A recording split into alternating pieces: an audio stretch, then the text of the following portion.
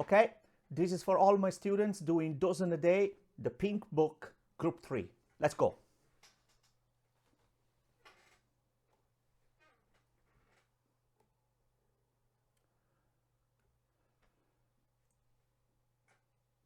Now, first exercise, the splits. Right, this is a 5-finger exercise. However, there's also an octave, right? So it goes like this.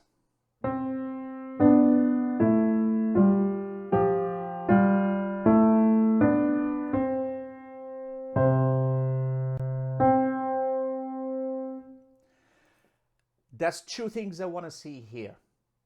Now, one thing is that you don't over-articulate the fingers, but rather you transfer the weight of your arm onto each fingertip. So rather than that, I want to see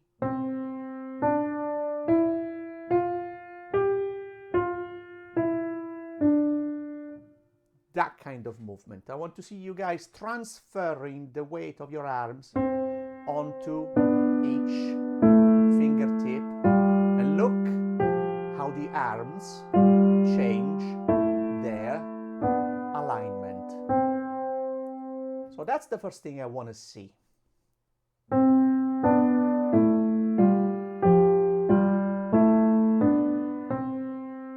The second thing that I want to see is when it comes to the octave,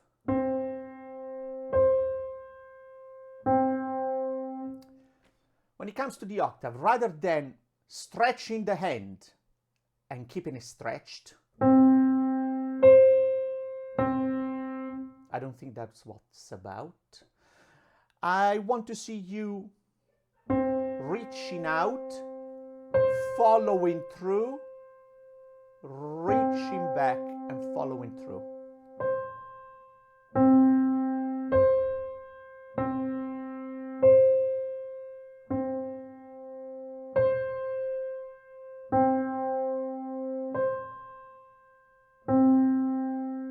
Because we don't want to stay stretched. So make sure that the hand follows through, and goes back to its natural, neutral state. So lots of talking, here we go. 1, 2, 3, 4.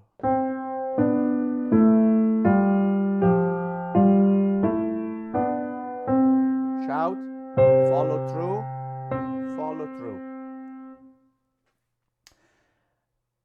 Now, you can also do it 1 octave apart if you don't find this comfortable.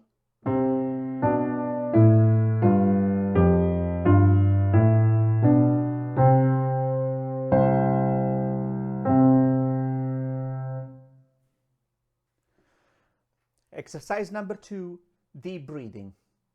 Right, what this is dropping your weight into the keys, alternating the arms. So, long story short, it looks like this. 2, 3, 4. 3, 4, 1, 2, 3, 4, 1, 2, 3, 4, off.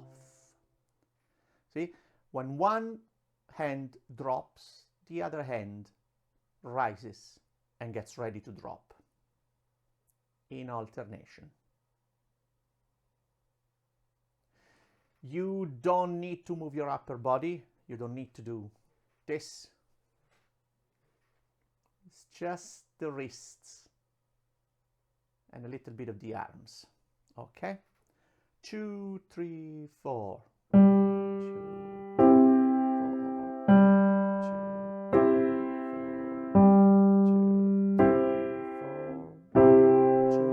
3, 4. Off.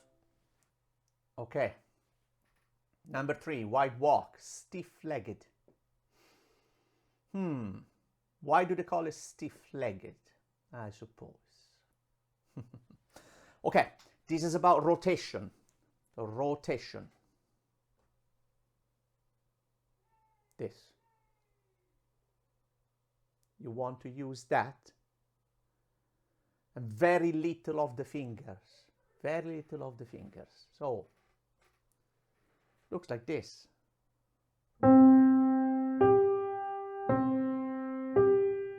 That. Now, I don't want to see this. I don't want to see that. That. I don't want to see the elbow going like this. You can rotate the wrist and the arm, keeping your elbow in place. So, and okay, I'll do it normally first. 2, 3, 4.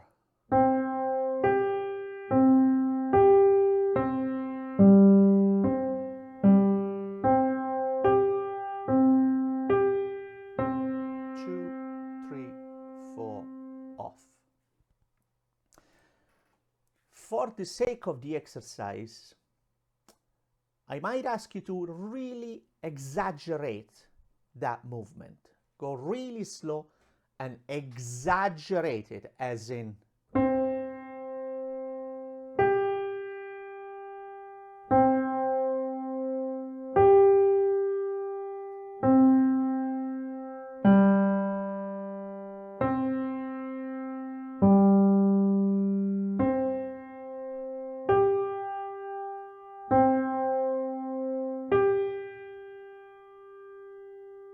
to really make it dramatic, okay? So rotation, that's what you want. That's what you want to use there, and very little of the finger.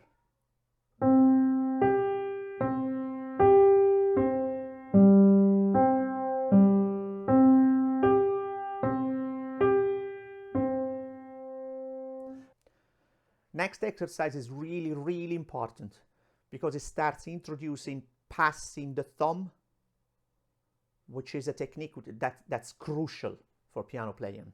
Okay, so goes like this. 1, 2, 3. 2,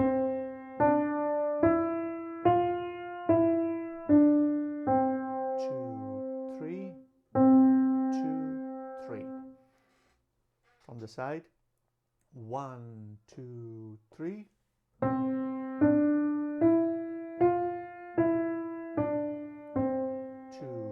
3. 2, 3.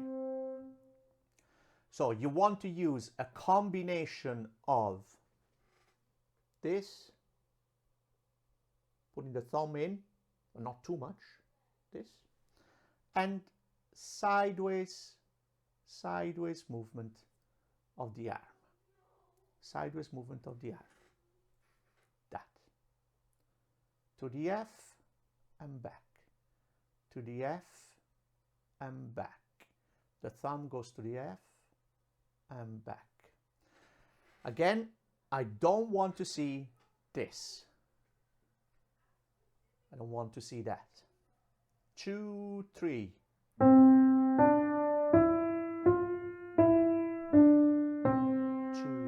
3.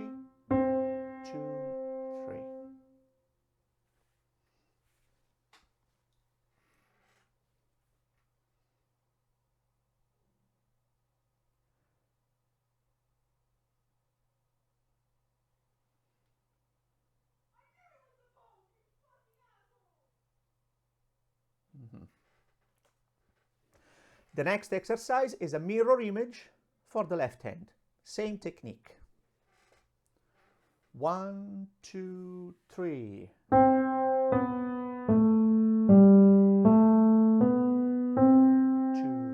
3. 2, 3.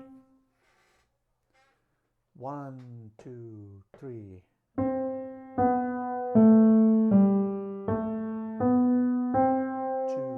3. 2, 3. The next is a combination of the last two. Do the same technique with both hands at the same time. 1, 2, 3. 2, 3.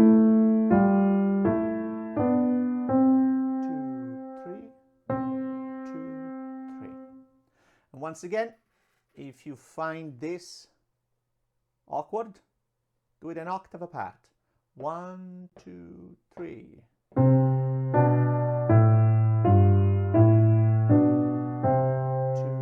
3. On the side. 1, 2, 3. 2, 3.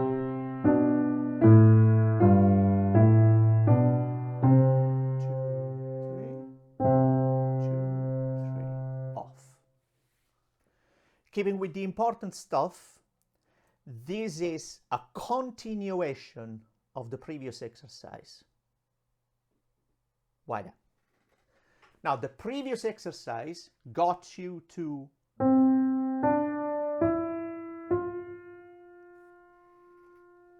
there and back.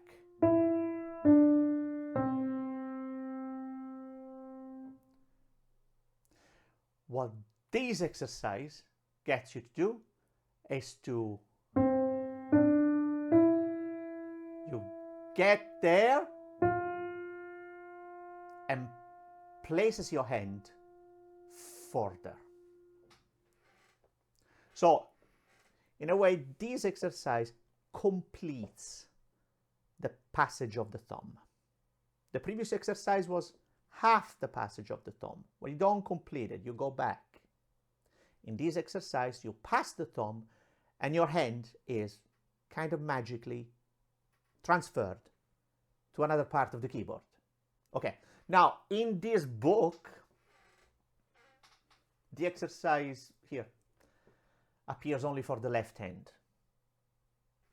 Now let's do this first, and then I'll make it for the right too. I'll make a mirror image for the right hand. So this goes like this: 2, 3, 4. 2, 3, 4. 2, 3, 4. So you see what happens the moment my thumb plays the G. Look what happens to the hand.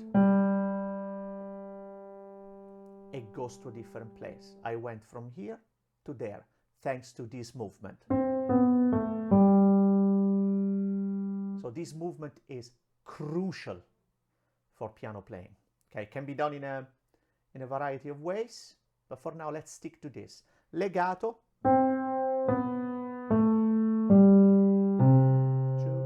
3, 4. 2, 3, 4. Now from the side. 2, 3, 4. 2, 3, 4. 2, 3, 4. Now, since an equivalent for the right hand is missing, we're just going to make it up. Is it going to sound okay? Is it not going to sound okay? It doesn't really matter. We're doing technique. 1, 2, 3, 4. 2, 3, 4.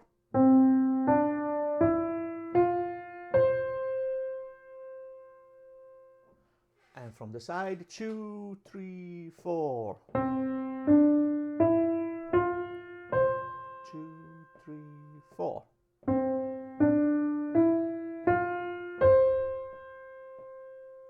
And again, and I'll say it many times, I don't want to see this. I don't want to see this. Okay? 2, 3, 4.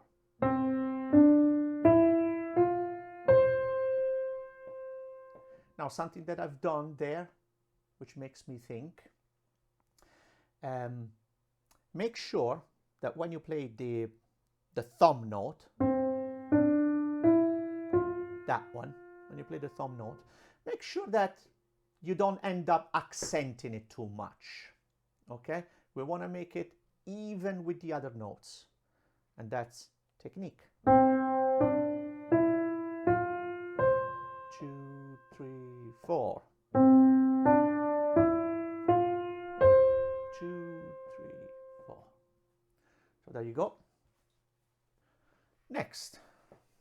twirling to the right. So you have the 3 notes. Let's go slower than that.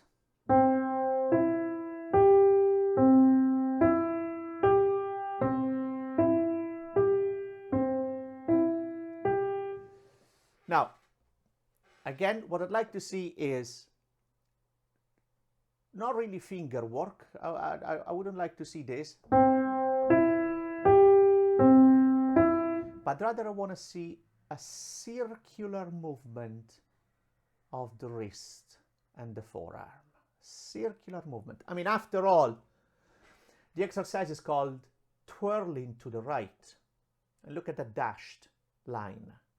I mean, I'm sure it suggests that there is some circular movement, some rotation happening somewhere. I'm sure it suggests that.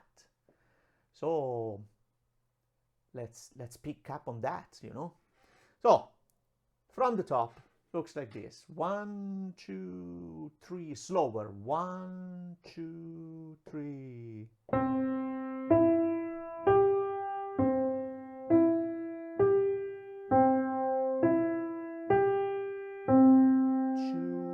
3, off. And from the side, 1, 2, 3. 2,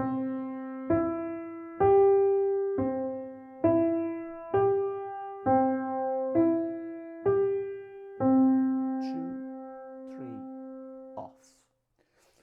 The next one is a mirror image for the left hand. So same movements, same technique, just in the opposite direction. So it goes like this. 1, 2, 3.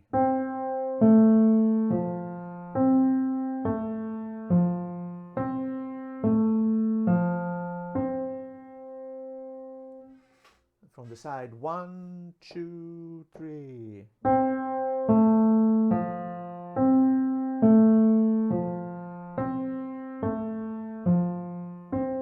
2, 3, off. Okay, this is a funny one. So what you got to do, you have a chord in the middle with your right hand. The left hand plays a G above and the G below. So your right hand plays the chord. The left hand goes over and play a G staccato. And then you bounce back down below to the G underneath. So it goes like this. 1, 2, 3, 4. 2,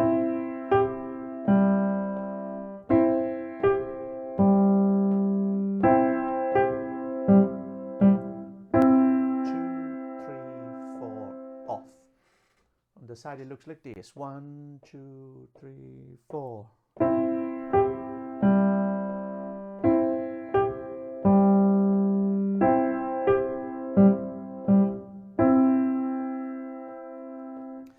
And you want to use the bouncing energy of the staccato to bounce away and come down here.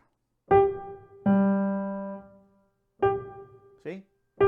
Staccato bounces off. So you don't hit it from above.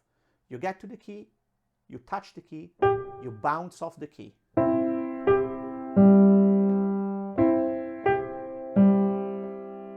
That's the idea. 2,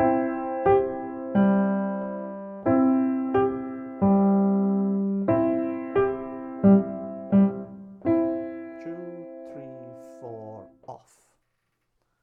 So we have again an octave, but now in the left hand, we had it in the first exercise. And I think what's happening here is there's a free fall, there's a drop with both hands on the C and the E. And then you reach down for the C, down an octave. And when you play that C staccato, you release both hands. So it's about releasing both hands at the same time with the staccato in the left hand. So long story short, 2, 3, 4. 2,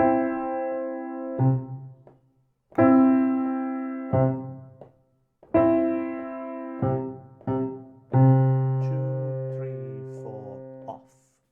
I think that's what it comes down to this. So drop, reach down, off with both.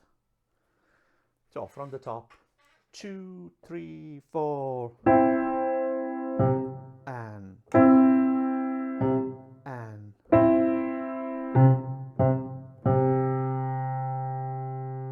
I had a bit of fun there changing my finger, okay? But you don't have to do that. Although I find it easier than 5, 5, 5. So one last time, 2, 3, 4, and 2, 3,